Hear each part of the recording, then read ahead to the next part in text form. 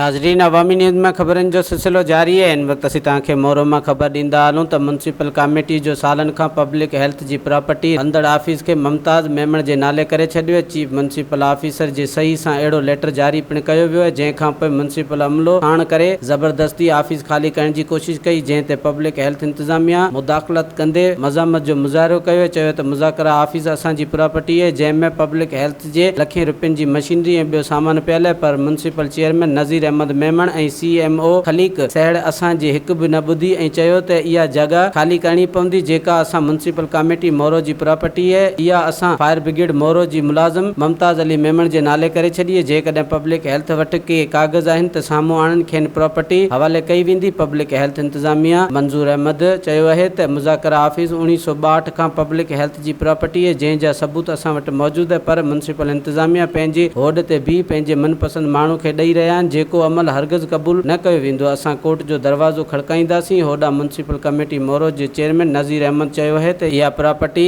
Municipal committee जी आहे। जेकॾहिं public health वारनि वटि इन जा असल कागज़ मौजूदु आहिनि त असां खेनि ॾियण जे लाइ तयारु आहियूं। बाक़ी अजाया वावेला ग़लति बयानी न कई वञे। वधीक ख़बरनि ऐं तफ़सील जे लाइ विज़िट कयो असांजी वेबसाइट awamiNewsHD.com ऐं ॾिसंदा रहो अवामी न्यूज़ HD।